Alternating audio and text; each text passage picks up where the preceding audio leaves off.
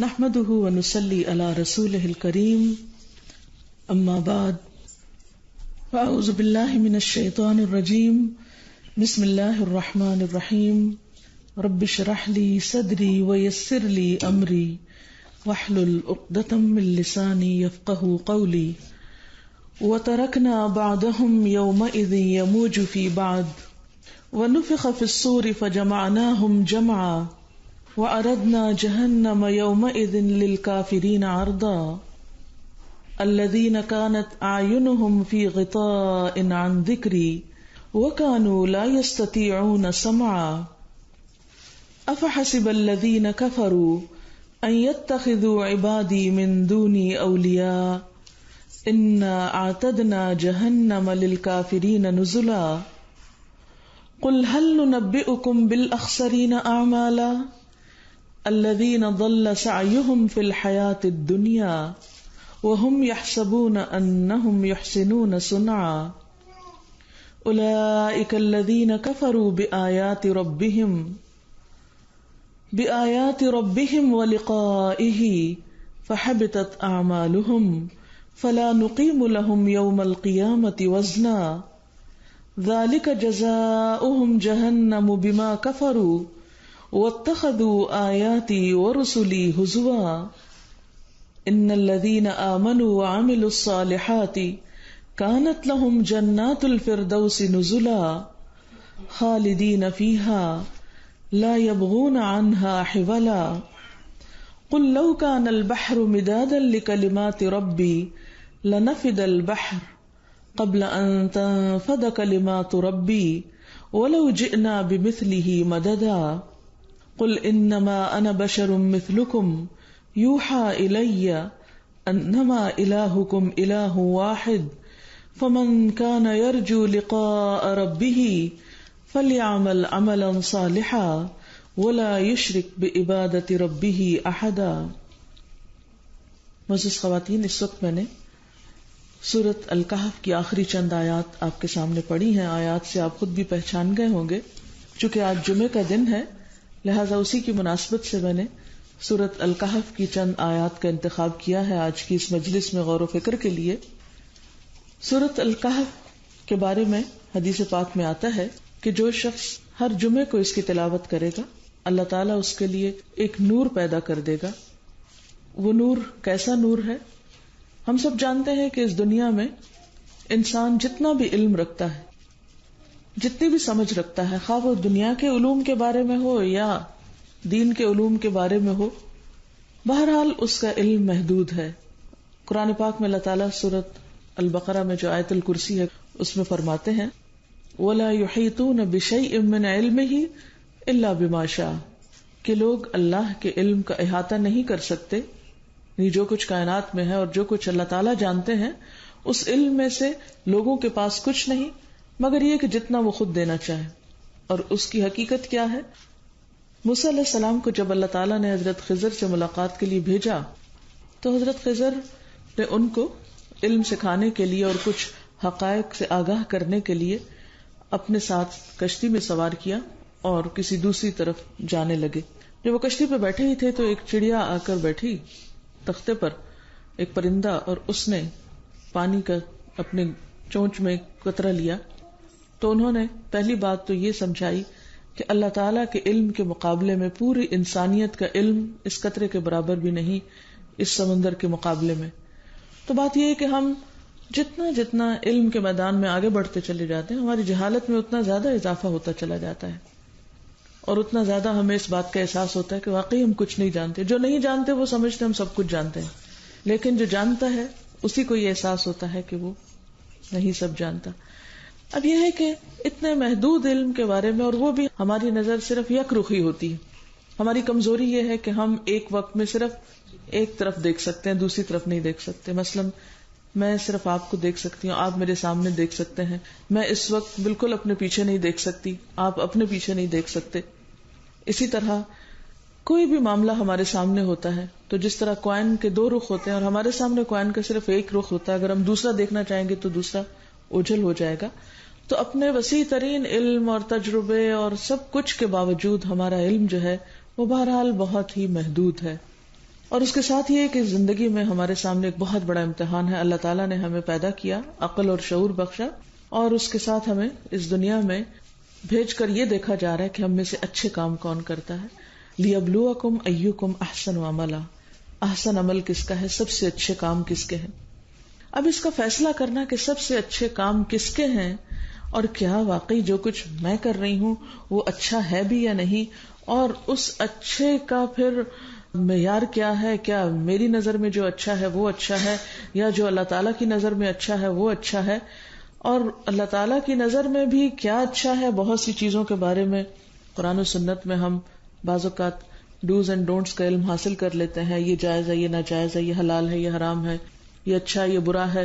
کچھ ہم اپنے کلچر سے, کچھ سوسائٹی سے, کچھ لوگوں سے, مختلف ذرائع سے, ہم مختلف سورسز سے علم حاصل کرتے رہتے ہیں, اور اس کی بیس پر ہم کچھ اپنے ذہن میں ایک خیال رکھتے ہیں اچھائی اور برائی کا, اور اس میں سے بھی بعض اوقات جس چیز کو ہم اچھا سمجھتے ہیں اس کو کرتے نہیں ہیں, اور جس چیز کو ہم برا سمجھتے ہیں اور جس کو غلط سمجھتے ہیں اس کے باوجود اس کو کرتے ہیں. تو ہماری بہت سی لمیٹیشنز ہیں.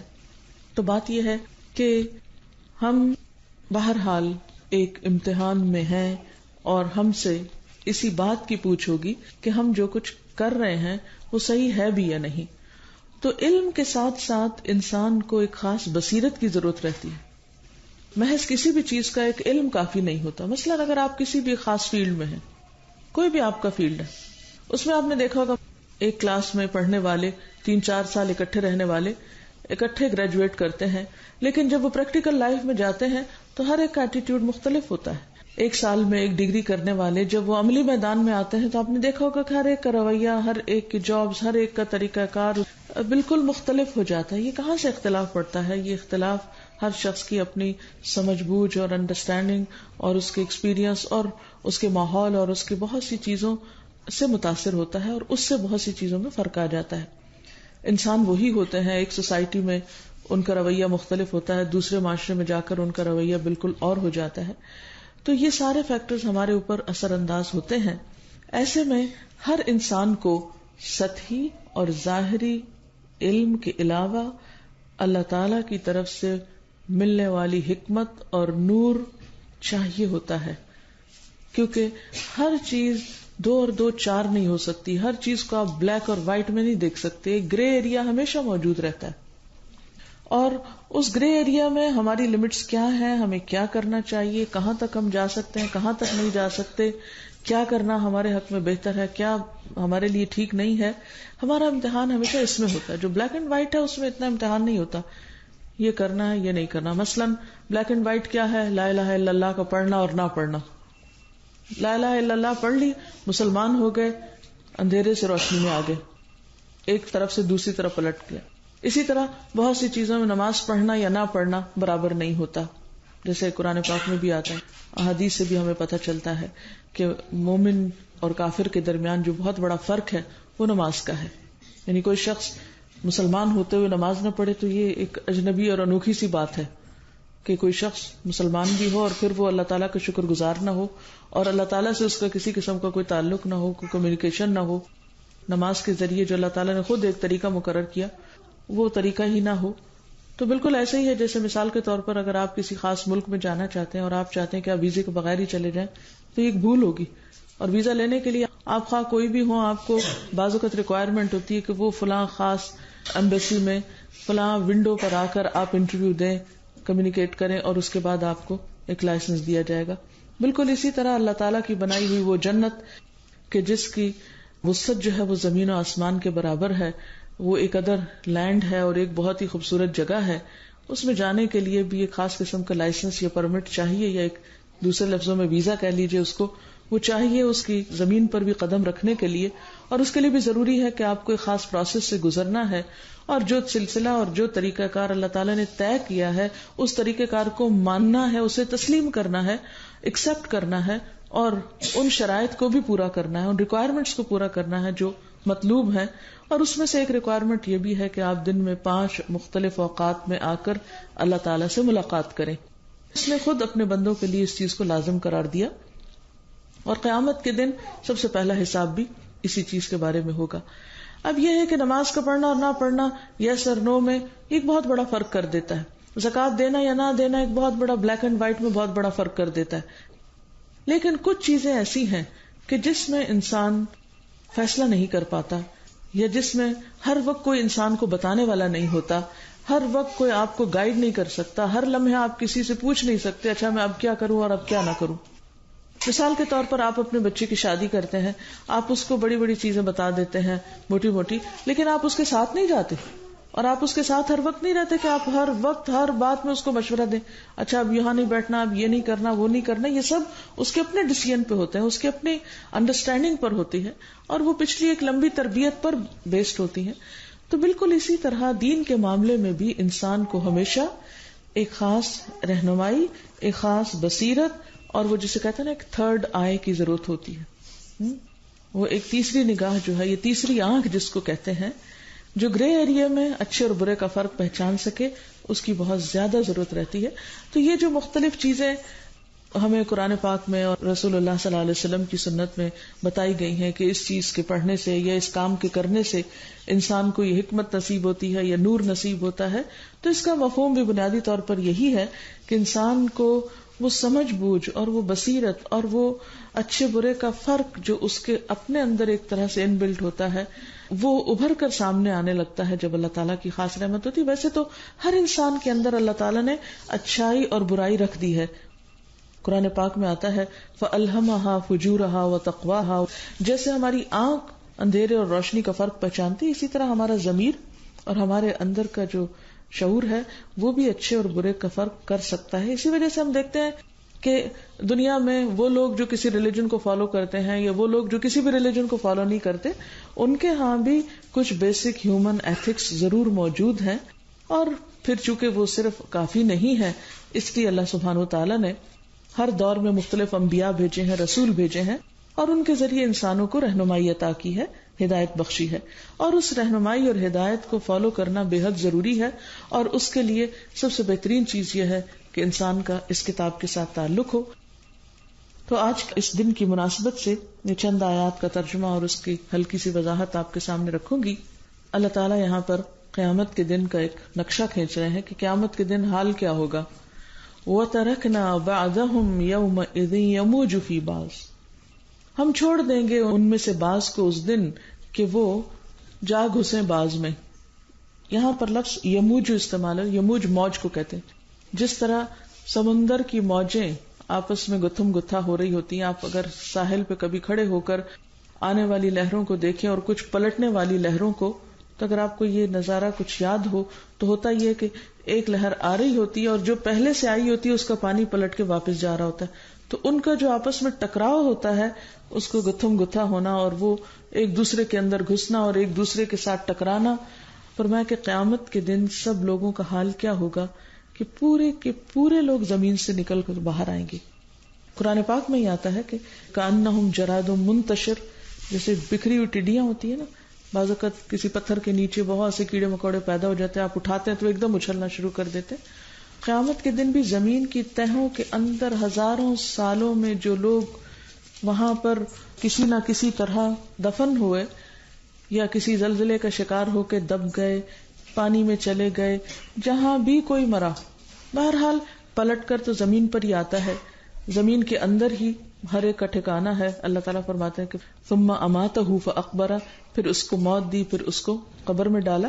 تو وہ جو قبر کی ایک زندگی ہے وہ ضروری طور پر یہ نہیں کہ وہ ایک خاص شیپ کی ہو، زمین میں جانا، ہر ایک کی قبر جیسے جیسے جہاں جس کو میسر ہو. قیامت کے دن سب کو اللہ تعالیٰ دوبارہ جب اٹھا کھڑا کریں گے تو آپ خود سوچیں کہ زمین پر کس قدر لوگ ہوں گے، کتنے انسان ہوں گے، اور وہ سارے کے سارے لوگ آپس میں کیا کر رہے ہوں گے، ایک دوسرے کے اندر گتھم گتھا ہو رہے ہوں گے اور ایک دوسرے سے ٹکرا رہے ہوں گے. انسان جو ہیں وہ جنگلوں کی طرف نکل رہے ہوں گے اور حیوان جو ہیں وہ جنگلوں سے شہروں کی طرف آ رہے ہوں گے، اور ایک عجیب سی حالت ہوگی زمین پر. تو فرمایا کہ وَتَرَكْنَا بَعْضَهُمْ يَوْمَئِذٍ يَمُوجُ فِي بَعْضٍ وَنُفِخَ فِي الصُّورِ، اور سور میں پھونک مار دی جائے گی. فَجَمَعْنَاهُمْ جَمْعًا، پھر ہم ان سب کو جمع کر لیں گے. جمع کرنا، ہم ان سب کو اکٹھا کر لیں گے، یعنی کوئی بھی ایک انسان پیچھے نہیں رہے گا، بچے گا نہیں. جیسے کہ ایک اور جگہ پر آتا ہے فَلَمْ نُغَادِرْ مِنْهُمْ أَحَدًا، ہم ان میں سے کسی ایک کو بھی نہیں چھوڑیں گے. ذرا اپنے آپ کو رکھیے کہ آپ کہاں ہوں گے، یعنی اپنی جگہ کے بارے میں سوچیے، کیونکہ اگر ہم نہیں بھی سوچتے تو بہرحال ہوں گے تو ہم بھی اسی کراؤڈ میں. ایکچولی آپ دیکھیے کہ یہ جو قرآن پاک کی آیات ہوتی ہیں یا قرآن پاک کا پڑھنا جو ہوتا ہے، یہ محض انفارمیشن نہیں ہے، یہ انفارمیشن نہیں ہے، یہ صرف نالج نہیں ہے، یہ حقیقت ہے، یہ ایک سچائی ہے. اور اگر کوئی شخص سچائی کو پہچانے نہ اور سچائی کو مانے نہ اور سچائی کے ساتھ ایک سنجیدہ رویہ اختیار نہ کرے تو سچائی کو جھٹلانا یا سچائی کے بارے میں کیئر لیس ایٹیٹیوڈ اختیار کرنا خود اس کے اپنے لیے نقصان دہ ہو جاتا ہے. تو یہاں پر کیا فرمایا جا رہا ہے کہ ہم اس دن ان کو اکٹھا کر لیں گے، سب کے سب کو ہم جمع کر لیں گے. سوچئے میں اور آپ کہاں ہوں گے. آپ دیکھیے کہ ایک پورے انسانوں کا کراؤڈ ہو. کبھی آپ کسی کراؤڈ میں گئے ہوں، اگر آپ کو یاد ہو، اگر آپ میں سے کسی نے حج کیا ہو، کہ سب سے بڑا کراؤڈ وہاں ہوتا ہے، اور وہ میں سمجھتی ہوں کہ بیسیکلی انسان کو آخرت کی یاد دلانے کا ایک بہترین طریقہ ہے. عام حالات میں یہاں آرام دہ گھروں میں رہ کے قیامت اور آخرت کی پہچان نہیں ہوتی ہمیں. وہاں جا کے نکلتے ہیں پھر پتہ چلتا ہے ایک تو شدید گرمی اور دوسرے ہجوم. آپ دیکھیے کہ جتنا ہجوم ہو اس میں حالت کیا ہوتی ہے. کچھ لوگوں کو تو فوبیا بھی ہوتا ہے، یعنی کہ بہت زیادہ لوگ کہیں اکٹھے، کلسٹر فوبیا ہوتا ہے، اکٹھے ہو جائیں تو اس سے ان کو ایک پریشانی ہوتی ہے کہ ویسے ہی گھبراہٹ ہونے لگتی ہے، کیونکہ انسانوں کی ایک گرمی اور ایک رش اور ایک پھر یہ پتہ نہیں چلتا کہ جانا کدھر ہے. پھر انسان کا یہ دل چاہتا ہے کہ جو اس کے اپنے پیارے ہوں وہ اس کے ساتھ ہوں. اس دفعہ اتفاق سے میں چھوٹی عید پر حرم میں تھی، تو عید کی نماز ہم نے اندر نہیں باہر پڑھی، کیونکہ صبح سویرے ہی اندر سب کچھ بھر گیا. باہر تھے ہم، اور جہاں ہم ٹھہرے ہوئے تھے اس سے چند گز کے فاصلے پر تھے. نماز کے بعد ہم نے سوچا کہ اچھا واپس چلتے ہیں، کیونکہ ہمارے پیچھے بھی اتنا کراؤڈ تھا کہ وہ بھی آ رہا تھا. ہم کہیں نہ بیٹھ سکتے تھے، نہ کھڑے ہو سکتے تھے، نہ رک سکتے تھے، نہ انتظار کر سکتے تھے. ہمیں لا محالہ جدھر سب لوگ جا رہے تھے اسی طرف کو جانا تھا.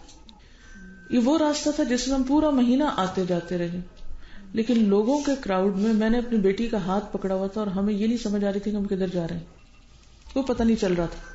اور جب کچھ کراؤڈ چھٹا تو ہم وہ اپنی ڈائریکشن سے کافی زیادہ دوسری طرف جا چکے تھے. پھر وہاں سے پلٹ کر دوبارہ جس اسٹریٹ میں جانا تھا اس طرف کو گئے. اس وقت مجھے قیامت یاد آ رہی تھی کہ قیامت کے دن کیا ہوگا. اور جب میں یہ آیت پڑھتی ہوں یومئذ یموج فی بعض، کہ سب ایک دوسرے میں گتھم گتھا ہو رہیں گے، اور وہ گتھم گتھا میں اتنی حبس اور اتنا پسینہ اور بالکل جیسے سانس نہیں آ رہا، کوئی بے ہوش ہو رہا ہے، کوئی کسی سے ٹکرا رہا ہے، کوئی کہیں پھنس کے اس کا دم گھٹ رہا ہے، پسلیاں کسی کی وہ آپس میں ٹکرا رہی ہیں. اور پھر اس وقت پھر بھی اطمینان تھا کہ ہم دو ہیں، اگر ایک کو کچھ ہو گیا خدا نخواستہ تو دوسرا تو ہے. لیکن وہاں تو اپنے کہاں ہوں گے. قرآن پاک میں اللہ تعالیٰ فرماتے ہیں کہ اس دن یوم یفر المرء من اخیہ وامہ وابیہ وصاحبتہ وبنیہ لکل امرئ منہم یومئذ شأن یغنیہ، کہ اس دن ہر انسان کیا کرے گا؟ فرار حاصل کرے گا، بھاگ نکلے گا، چھوڑ جائے گا، بے وفائی کرے گا. یفر المرء من اخیہ، اپنے بھائی سے، وامہ، اپنی ماں سے، وابیہ، اپنے ہی باپ سے، وصاحبتہ، اپنی بیوی سے، وبنیہ، اپنے بیٹے سے. ایک ایک رشتہ گن کے بتایا اللہ تعالیٰ نے کہ کوئی بھی رشتہ ایسا نہیں ہوگا کہ جو انسان کو سہارا دے.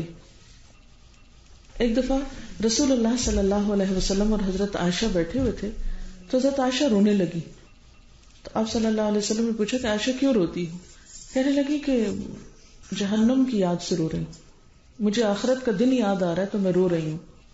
آپ دیکھیے کہ ہم میاں بیوی میں کبھی ایسی کوئی بات ہوئی ہے کہ ہم ایک دوسرے کے سامنے بیٹھ کے آخرت کو سوچ کے رو رہے ہیں؟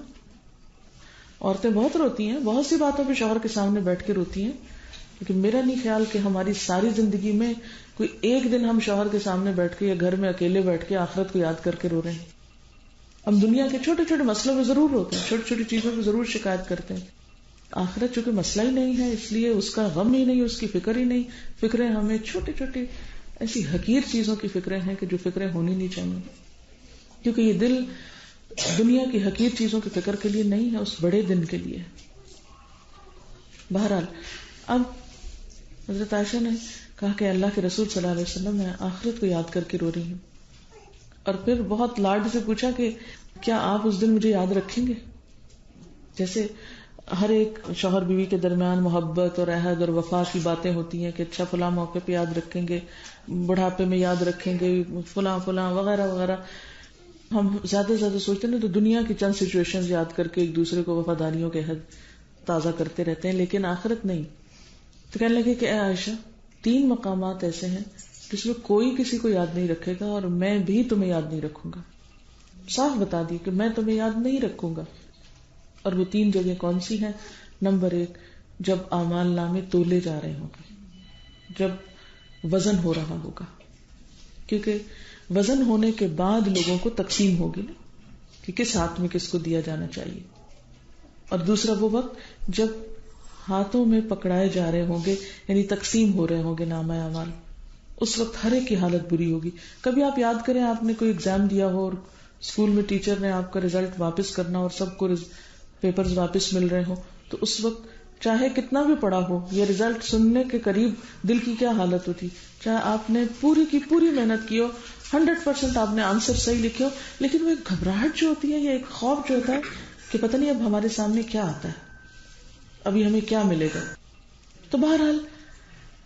اور تیسرا وہ کہ جب لوگ پل صراط پار کر رہے ہوں گے، اس وقت کوئی کسی کو نہیں پوچھے گا، ہر شخص اپنا رستہ دیکھ رہا ہوگا، ہر ایک کو اپنی فکر ہوگی. تو یہ دن ہم سب کے سامنے آنے والا ہے اور اس دن کی فکر ہمیں یہاں کرنی ہے. کیوں آپ صلی اللہ علیہ وسلم آخرت کی فکر میں روتے تھے؟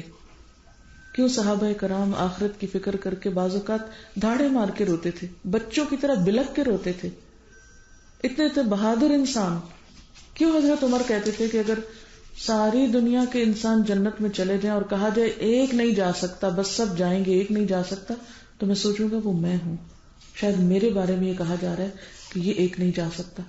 اور ہم کیا سمجھتے ہیں کہ اگر یہ کہا جائے کہ صرف ایک شخص جنت میں جائے گا تو ہم سمجھیں گے وہ ہم ہیں، اور تو کوئی جائے گا یہ جائے گا، ہم تو جائیں گے، کیونکہ ہم ڈیزرو کرتے ہیں کچھ بھی نہ کر کے، کوئی فکر نہ کر کے. یعنی ہم اتنے بے فکر ہیں، دنیا میں اتنے مگن ہیں اور آخرت کے بارے میں اتنے بے فکر ہیں کہ جیسے کوئی پوچھ ہی نہ ہو، شاید کوئی حساب ہی نہ ہو.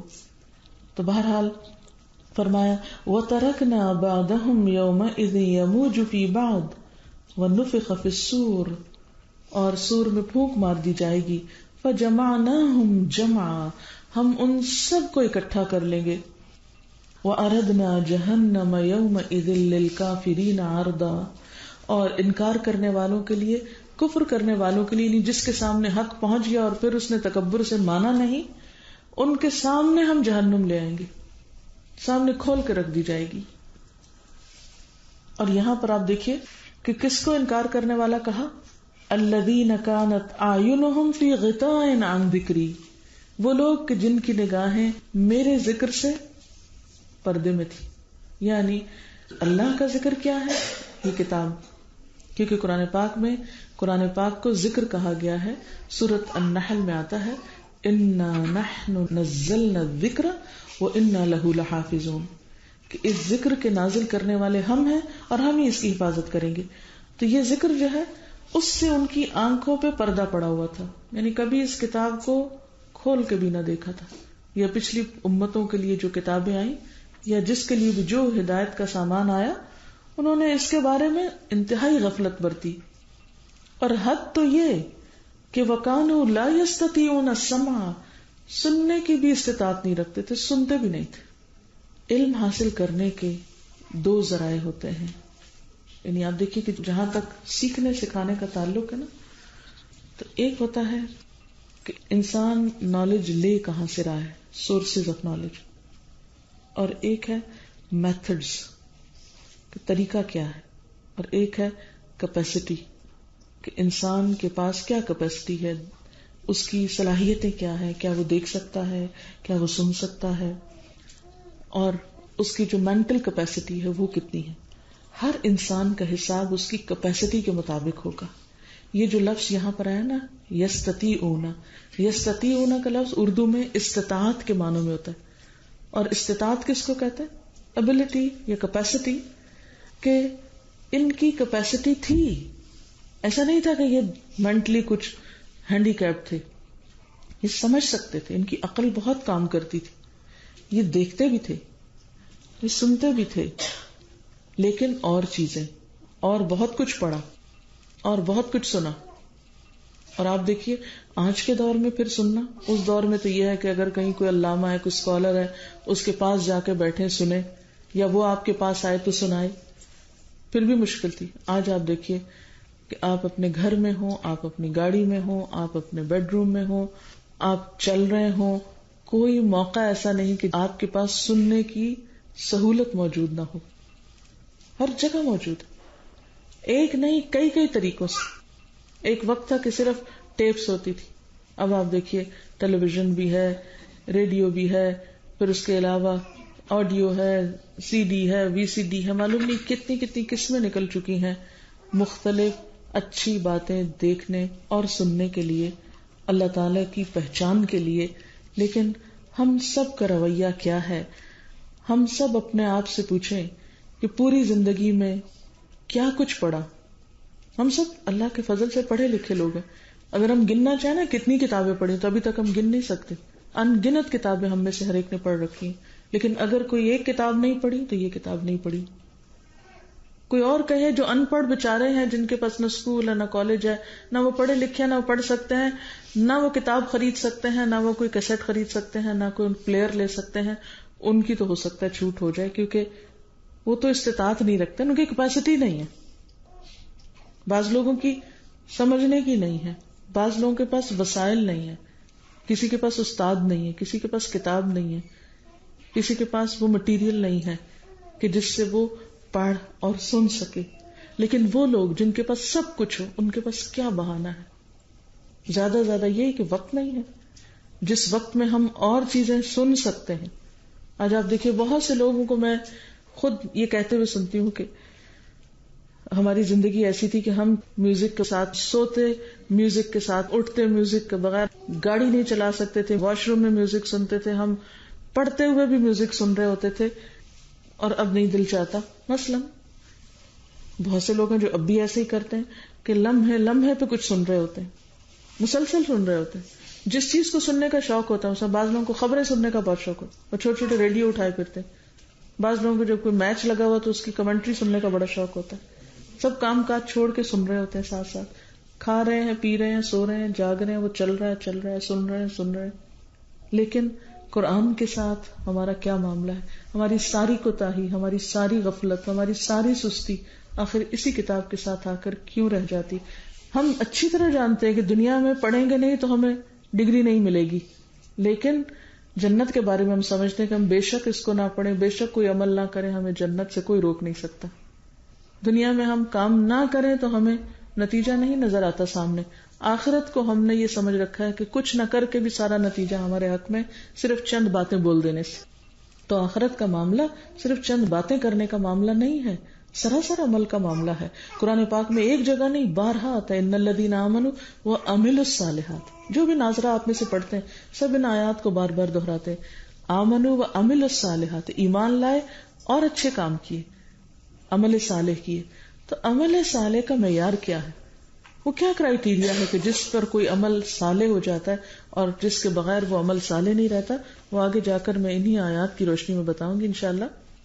تو یہاں پر قیامت کے دن وہ لوگ سخت پچھتائیں گے اور پریشان ہوں گے کہ اللہ نے جو ہمیں صلاحیت دی تھی حق کو سننے کی، سمجھنے کی، پہچاننے کی، اس کو ہم نے استعمال نہیں کیا. کیوں نہیں؟ اس لیے کہ عام طور پر لوگ سمجھتے ہیں کہ ہمیں فلاں چھڑائے گا، فلاں بچائے گا، فلاں کام آ جائے گا، پتہ نہیں کون سی بات اللہ تعالیٰ کو پسند آ جائے. اب آپ دیکھیے اللہ تعالیٰ خود ہی واضح کر رہے ہیں اس حقیقت کو. افحسب الذین کفروا، کیا پھر وہ لوگ جنہوں نے کفر کیا، انکار کیا، وہ یہ سمجھتے ہیں ان یتخذوا عبادی من دونی اولیاء، کہ وہ مجھے چھوڑ کر میرے بندوں کو مددگار بنا لیں گے. یعنی میرے سے تو کوئی تعلق رکھتے نہیں لیکن بندوں میں خوب اٹکے ہوئے ہیں. وہ سمجھتے ہیں کہ یہ بندے ان کے کام آئیں گے، بندے ان کو اللہ سے بچائیں گے، ان کے حساب کے وقت وہ سامنے پیش ہو جائیں گے، ان کی نیکیاں ان کے کام آ جائیں گی. عام طور پر ہمارے معاشرے میں کانسیپٹ بہت ہے، فلاں کا پلو پکڑ لیں گے، فلاں کا دامن تھام لیں گے، فلاں کے سہارے پر ہم بھی پار ہو جائیں گے. وہ دنیا میں کیوں نہیں پار ہو جاتے کسی کے سہارے پر؟ دنیا میں کیوں نہیں آپ کسی بھی اسکول کالج میں داخلہ لے لیں اور کچھ پڑھے لکھے نہیں، کچھ توجہ نہیں کریں، اور پھر جب امتحان کا وقت آئے تو اپنی دوست سے کہیں کہ میرا بھی پرچہ لکھ دو، تم بہت لائق ہو اور تم نے بہت پڑھا ہے. کیسی دوستی ہے اگر تم مجھے اپنے نمبروں میں شریک نہ کرو؟ دنیا میں تو ایسی کوئی مذاق نہیں ہوتا. دنیا میں تو ہر شخص اپنا پڑھتا ہے، اپنا کام کرتا ہے. لیکن آخرت کے بارے میں کس نے ہمارے ذہنوں میں خلل ڈال دیا کہ ہم کچھ نہ کریں تو کسی اور کا کیا ہمارے کام آئے گا؟ ہرگز بھی نہیں، کسی کا کیا ہمارے کام نہیں آئے گا. ہر ایک کے لیے اپنا کچھ کرنا ہے. لیس للانسان الا ما سعى. ہر انسان کے لیے وہی کچھ ہے جس کی وہ خود کوشش کرے گا. لہذا یہاں پر فرمایا کہ انا اعتدنا جہنم للکافرین نزلا. ایسے انکار کرنے والوں کے لیے تو پھر ہم نے جہنم کی سزا بطور مہمانی کے تیار کر رکھی ہے. قل هل ننبئکم بالاخسرین اعمالا. کہیے کیا ہم بتائیں تم کو کہ اعمال کے اعتبار سے سب سے زیادہ خسارے میں کون لوگ ہیں؟ یعنی کام بھی کرتے ہیں اور نقصان بھی اٹھائیں گے، کام کرنے کے بعد بھی ناکام ہوں گے. الذین ضل سعیہم فی الحیات الدنیا. یہ وہ لوگ ہیں جن کی ساری کوششیں دنیا کی زندگی میں گم ہو گئی. ان کی ساری کوششیں صرف دنیا کے لیے تھی. وہم یحسبون، اور اس کے ساتھ وہ یہ سمجھتے تھے، یہ خیال کرتے تھے، انہم یحسنون صنعا، کہ وہ بہت اچھے کام کر رہے ہیں. یعنی آخرت سے غافل ہو کے، آخرت کو بھلا کر ساری محنت، مال، دولت، وقت، انرجی، ٹیلنٹ، ہر چیز انہوں نے صرف دنیا کے لیے لگایا، اور پھر آخرت کے بارے میں محض توقعات کر کے یہ کہا کہ ہم جو کر رہے ہیں سب ٹھیک کر رہے ہیں، ہمیں کچھ بتانے کی ضرورت نہیں، جاؤ اپنی راہ لو. مولویوں کو تو کام ہی یہی کہ لوگوں کو جہنم سے ڈراتے رہتے ہیں. یہ کہہ کے حقیقت سے آنکھیں بند کر کے رکھتے ہیں. آخر حضرت ابو بکر رضی اللہ تعالیٰ عنہ کو، حضرت عمر رضی اللہ تعالیٰ عنہ اور بے شمار دیگر صحابہ کرام کو ہمارے والا دین سمجھ کیوں نہیں آیا تھا؟ وہ تو حضور کے ساتھ تھے، وہ تو آپ کے دوست تھے. جب حضرت ابو بکر غار میں آپ کے ساتھ تھے تو پھر وہ چھوڑ دیتے سب کچھ کہ میں اتنے بڑے انسان کا دوست ہوں، غار میں آپ کے ساتھ ہوں، جنت میں بھی خود ہی چلا جاؤں گا. وہ کیوں ہر جمعے کو غلام آزاد کرتے تھے؟ وہ کیوں ہر وقت صدقہ خیرات کرتے؟ وہ کیوں ہر وقت اللہ سے ڈرتے تھے؟ انہوں نے اپنا آپ بھلا کر جب وہ خلیفہ بنے تو آپ کو معلوم ہے اپنا کام بھی ان سے نہیں ہوتا تھا، کیونکہ اب خلافت کا بوجھ تھا ان پر، اور بیت المال سے بھی صرف اتنا لیتے تھے کہ جس سے ان کا ایک وقت کا کھانا بن جائے. ایک مرتبہ ان کی بیوی نے کچھ پیسے بچا کر اس سے میٹھا بنا لیا تو آپ نے اتنی قیمت بیت المال میں واپس ڈالی کہ میں نے یہ میٹھا کھانے کے لیے پیسے نہیں لیے تھے، اس کا مطلب ہے کہ ہمارا گزارا اس سے کم میں بھی ہو سکتا ہے. اور آئندہ سے اتنا جو وظیفہ تھا اور کم کر دیا. کیا انہیں نہیں پتا تھا کہ یہ سب کچھ ہمارے لیے اور جنت بھی ہمارے لیے، ہمیں اتنی قربانیاں کرنے کی اور اتنی مشقتیں اٹھانے کی کیا ضرورت ہے؟ آج ہم کس چیز میں بھولے ہوئے ہیں؟ آخر آج ہمیں کس قسم کا دین سمجھ آ گیا ہے؟ ہم نے آخرت کے بارے میں اتنا کیجول ایٹیٹیوڈ کیوں اختیار کر رکھا ہے، جبکہ قرآن کھل کھل کے کہتا ہے کہ ہم تمہیں بتائیں کہ سب سے زیادہ نقصان میں کون لوگ ہیں؟ جو خوب محنتیں کر رہے ہیں، دن رات تھکے جاتے ہیں، لیکن ان کی ساری محنتیں صرف دنیا کے لیے ہیں. آخرت کے لیے کوئی وقت نہیں ہے ان کے پاس، نہ قرآن پڑھنے کا، نہ سننے کا، نہ سیکھنے کا، نہ عمل کرنے کا. وہ دنیا میں صرف اپنی مرضی سے جینا چاہتے ہیں اور آخرت کو بھی اپنی مرضی کے مطابق تصور میں رکھا ہوا ہے. اولئک الذین کفروا بآیات ربہم. یہ وہ لوگ ہیں جنہوں نے اپنے رب کی آیات کا، احکامات کا انکار کیا. ولقائہ، اور اس کی ملاقات کا. وہ بھولے ہوئے ہیں کہ ایک دن انہیں اپنے رب کے سامنے جا کر کھڑے ہونا ہے، اپنے رب سے ملاقات کرنی ہے. فحبطت اعمالہم، تو ان کے اعمال ضائع ہو گئے. دنیا میں انہوں نے جو کوششیں کی تھی وہ سب کی سب ختم ہو گئی. فلا نقیم لہم یوم القیامۃ وزنا، تو ہم قیامت کے دن ان کے اعمال کو کوئی وزن نہیں دیں گے. دنیا میں خواہ وہ نوبل پرائز ہی کیوں نہ لے کے بیٹھے ہوں، اگر ان کے سامنے خدا کا خوف نہیں تھا، آخرت کی یاد نہیں تھی اور حقائق کو انہوں نے جھٹلا دیا، تو ہم ان کے اعمال کو کچھ بھی قدر و قیمت نہ دیں گے. یعنی ایک شخص اگر دنیا کے لیے صرف کوشش کرتا ہے تو ہو سکتا ہے دنیا میں اس کو بہت اپریسیشن ملے، دنیا میں اس کو اس کا بہت صلہ مل جائے، لیکن اگر اس کے دل میں خدا کی یاد نہیں اور وہ آخرت کی قیمت پہ یہ سب کچھ کر رہا ہے. اچھا آخرت کی قیمت پہ کرنا کیا ہوتا ہے؟ مثلاً یہ بھول جانا کہ نماز کا وقت کون سا ہے، یہ بھول جانا کہ میری زکوٰۃ کب ڈیو ہے، یہ بھول جانا کہ میرے والدین کے حقوق کیا ہے، یہ بھول جانا کہ میرے رشتہ داروں کے حقوق کیا ہے، یہ بھول جانا کہ امت مسلمہ کی ذمہ داری کیا ہے. ان سب چیزوں کو بھلا کر اگر کوئی شخص صرف دنیا بنانے میں لگا ہوا ہے اور آخرت کو فراموش کیے ہوئے ہے، تو پھر قیامت کے دن دنیا کی جتنی بھی ترقی اور کامیابی ہے اعلیٰ ترین منزلوں پہ بھی جا پہنچے، اس کا کوئی بھی وزن نامہ اعمال میں اس کو نہیں ملے گا، کوئی کریڈٹ اس کو وہاں جا کر نہیں ملے گا ان کوششوں کا. ہاں وہ شخص جو دنیا میں بھی محنت کرتا ہے لیکن اپنے سارے فرائض اللہ کے حقوق بھی ادا کرتا ہے اور بندوں کے حقوق بھی، کیونکہ دونوں ضروری ہیں. یہ ہمیں کوئی حق نہیں کہ ہم کہیں کہ اللہ کا حق ضروری نہیں اور بندوں کا زیادہ ضروری ہے، یا ہم کہیں کہ نہیں بندوں کا ضروری نہیں صرف اللہ ہی کو خوش کرنا کافی ہے. نہیں، دونوں ہی ضروری ہیں. ایک طرف جس نے ہمیں پیدا کیا اور دوسری طرف ہمارے ساتھ کے لوگ جو بھی ہیں، خواہ مسلمان ہیں نان مسلمز ہیں، سب کے ہم پر حقوق ہیں. ہم کس قدر خود غرض ہیں کہ صرف اپنی جنت کی فکر کرتے ہیں اور اپنے آس پاس کے نان مسلمز کے بارے میں سوچتے بھی نہیں کہ ان کو اسلام کا پیغام پہنچائیں اور ان کے لیے حق اور ہدایت کا راستہ واضح کریں، اس کے لیے کچھ اپنا وقت اور مال اور جان لگائیں. ہم ان چیزوں کو اپنی ذمہ داری نہیں سمجھتے، حالانکہ اللہ تعالیٰ نے اگر ہمیں بائی برتھ مسلمان پیدا کیا تو ہم پر بہت بڑا احسان کیا. ہمیں وہ کسی کے اور کے گھر میں پیدا کر دیتا تو ہم آج کہاں کھڑے ہوتے. تو آج ہم پر جو یہ احسان کیا تو ہم پر ذمہ داری ڈالی کہ ہم اس خیر اور بھلائی کے کام کو آگے تک لے جائیں. کنتم خیر امۃ اخرجت للناس تأمرون بالمعروف وتنہون عن المنکر. تم بہترین امت ہو، تمہیں لوگوں کے لیے پیدا کیا گیا ہے، تم نیکیوں کا حکم دو گے اور تم برائیوں سے روکو گے. لیکن آج ہم میں سے کتنے لوگ ہیں جو اس چیز کو اپنی ذمہ داری سمجھتے ہو؟ ہم تو اپنی ذات کی ذمہ داری لینے کو تیار نہیں، کسی اور کی لینے کو کہاں تیار ہوں. اللہ تعالیٰ کھلے الفاظ میں فرماتے ہیں قوا انفسکم واہلیکم نارا، اے ایمان والو اپنے آپ کو اور اپنے گھر والوں کو آگ سے بچاؤ. ہمیں تو اپنی اور بچوں کی فکر نہیں، ہم دوسروں کی فکر کہاں سے کریں گے؟ ہم نے تو جو کچھ سمجھا اس دنیا کو سمجھا، حالانکہ ہم اپنی آنکھوں کے سامنے بہت سے لوگوں کو بڑی بڑی جاگیریں چھوڑ کر جاتے ہوئے دیکھتے ہیں مگر عبرت نہیں پکڑتے. ہم سے پہلے کتنے ہی لوگ یہ سب کچھ چھوڑ کر چلے گئے اور اپنے ساتھ کچھ بھی نہ لے جا سکے. ہم بھی اسی رستے کے مسافر ہیں، ایک دن ہمارا بھی وہیں جا کے اینڈ ہونے والا ہے. دنیا میں جو کچھ بھی ہمارے پاس ہوگا یہی رہ جائے گا، وہ دوسروں کا ہو جائے گا، دوسروں کے نام لگ جائے گا. اور اس کے بعد وہاں جا کر تو وہ کام آئے گا عمل جو واقعی اللہ کے حکم کے مطابق ہو اور خیر خواہی اور خلوص نیت سے کیا گیا ہو.